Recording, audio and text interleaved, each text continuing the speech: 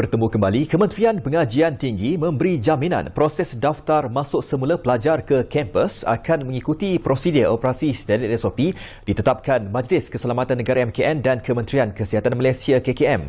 Menterinya Datuk Seri Dr. Noraini Ahmad berkata KPT turut memberi jaminan tidak timbul isu pelajar tidak diterima masuk oleh pihak universiti sekiranya mereka daripada 6 kategori pelajar yang dibenarkan pulang ke kampus oleh MKN sebelum ini. Datuk Seri Dr. Noraini berkata para pelajar juga boleh mendapatkan keperluan harian di dalam kawasan universiti.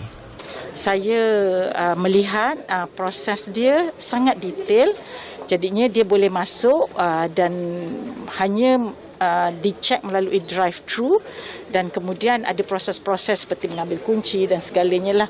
Dan pelajar-pelajar ini daripada kawasan merah akan diletakkan selama 10 hari di bilik isolasi sebelum dibenarkan bergaul dengan yang lain, sebelum dia masuk ke dalam kelas masing-masing.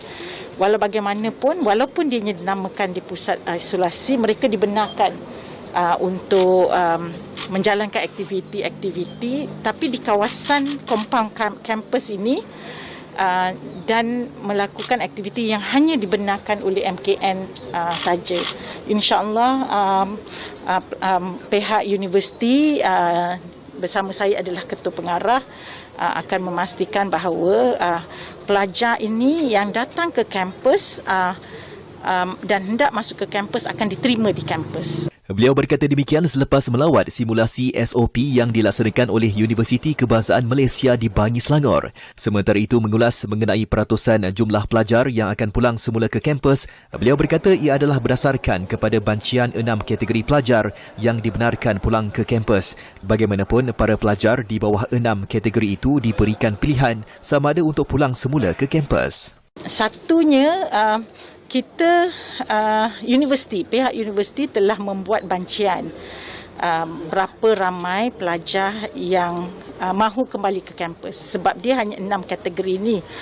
Tapi daripada 6 kategori ini sekiranya pelajar tak mau balik ke kampus juga dibenarkan sebab pelajar masih lagi belajar secara hybrid dan secara dalam talian. Jadinya kalau salah satu daripada kategori yang kita benarkan pelajar balik adalah apabila pelajar tidak mempunyai akses dalam talian di kediaman masing-masing, maka kita benarkan mereka kembali ke kampus. Jelas beliau, pihak universiti juga dibenarkan membuat pilihan kaedah dan kesesuaian proses kemasukan semula pelajar ke kampus mengikut SOP dikeluarkan MKN.